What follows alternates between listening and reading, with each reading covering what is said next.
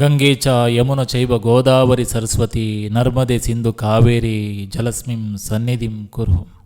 ಭಗವಂತ ಎಲ್ರಿಗೂ ಕೂಡ ಒಳ್ಳೇದು ಮಾಡಲಿ.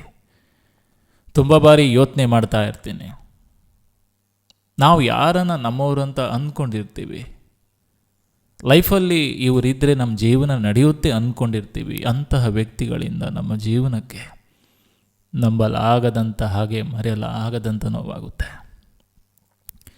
ಎಲ್ಲಕ್ಕಿಂತ ಮುಖ್ಯವಾಗಿ ಆ ವ್ಯಕ್ತಿಯನ್ನು ನಾವು ನಂಬಿದ್ದು ನಮ್ಮ ತಪ್ಪು. ಆ ವ್ಯಕ್ತಿ ಕೆಟ್ಟವನು ಅಂತ ಗೊತ್ತಾದ ಮೇಲೂ ಆತನ ಸಂಗ ಮಾಡಿದ್ದು ಇನ್ನೊಂದು ತಪ್ಪು.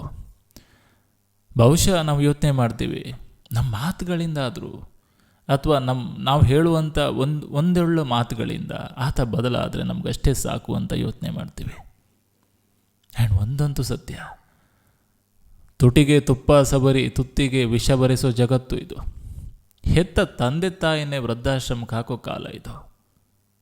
ಅಂಥದ್ರಲ್ಲಿ ನಾವು ಯಾರೋ ಮೂರನೇ ವ್ಯಕ್ತಿಯನ್ನು ನಮ್ಮವರು ಅಂತ ಅಂದ್ಕೊಂಡಿರ್ತೀವಲ್ಲ, ನಾವು ಮಾಡುವಂಥ ದೊಡ್ಡ ತಪ್ಪು. ಯಾರಿಗೂ ಕೂಡ ಅತಿಯಾದ ಬುದ್ಧಿವಂತಿಕೆ ತೋರ್ಸೋಕೆ ಹೋಗಬೇಡಿ. ಅವನನ್ನು ಸರಿ ಮಾಡ್ತೀನಿ ಅಥವಾ ಇವಳನ್ನು ಸರಿ ಮಾಡ್ತೀನಿ, ಇವರು ನಮ್ಮ ಜೀವನಕ್ಕೆ ಬೇಕು ಅಂತ ತುಂಬ ಯೋಚನೆ ಮಾಡಬೇಡಿ. ಎಲ್ಲವೂ ವಿಧಿಲಿಖಿತ.